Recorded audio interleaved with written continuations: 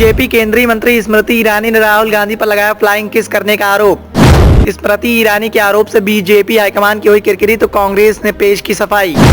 क्या BJP high command के द्वारा राहुल गांधी को फंसाने के लिए चली जा रही है नई चाल। संसद में राहुल गांधी के बयान से मचा हंगामा, सभापति के आदेश के बाद हटाया गया बयान। राहुल गांधी की वापसी के बाद से ही सदन में हंगामे के आसार लगाए जा रहे थे, तो वहीं विपक्षी गठबंधन के साथ साथ कांग्रेस हाईकमान को भी इस बात का एहसास था कि सदन में वापसी के साथ ही राहुल गांधी के द्वारा बीजेपी हाईकमान को घेरने का काम किया जाएगा, और कुछ वैसा ही राहुल गांधी के द्वारा किया गया। मोर्चा संभालने के बाद से ही राहुल गांधी बीजेपी हाईकमान पर हमलावर होते हुए दिखाई दिए। मणिपुर के मुद्दे को लेकर भड़के राहुल गांधी ने बीजेपी नेताओं को देशद्रोही तक कह दिया।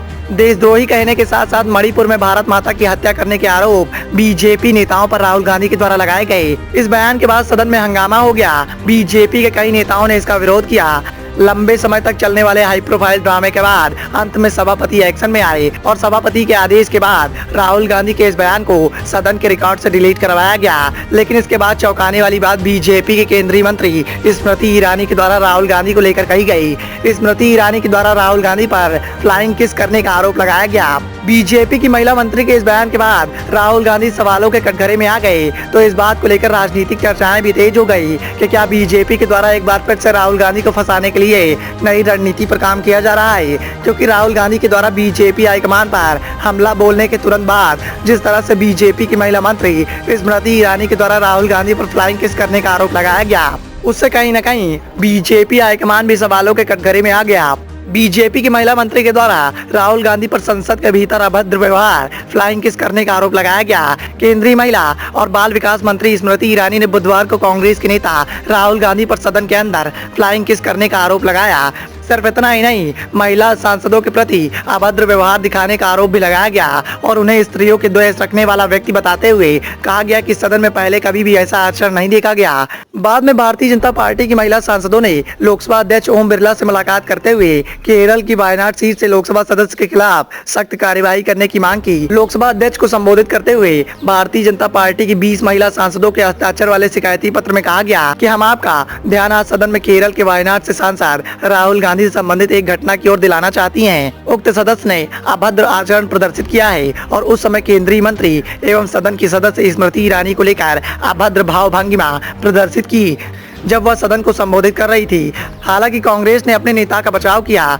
पार्टी ने बुधवार को कहा कि राहुल गांधी कभी भी महिलाओं का अपमान नहीं करते हैं। राहुल गांधी के खिलाफ लगाए गए आरोप को सिरे से खारिज करते हुए लोकसभा में कांग्रेस के सचेतक मणिकम टैगोर ने ईरानी पर राहुल गांधी के खिलाफ लगाए गए आरोपों को सिरे से खारिज करते हुए लोकसभा में कांग्रेस के सचेतक मणिकम टैगोर ने ईरानी पर राहुल फोबिया से पीड़ित होने का आरोप लगाया और कहा कि उन्हें इससे बाहर निकलना चाहिए। टैगोर ने कहा कि स्मृति ईरानी राहुल फोबिया से ग्रस्त हैं, उन्हें इससे बाहर निकलने की कोशिश करनी चाहिए। तो वहीं कांग्रेस की महिला प्रवक्ता सुप्रिया श्रीनेत ने इस मामले में बीजेपी की महिला नेताओं पर करारा तंज कस दिया। श्रीनेत ने कहा कि स्मृति ईरानी जी 78 दिनों तक जब तक वो वीडियो नहीं आया तब तक आपने एक भी शब्द नहीं बोला।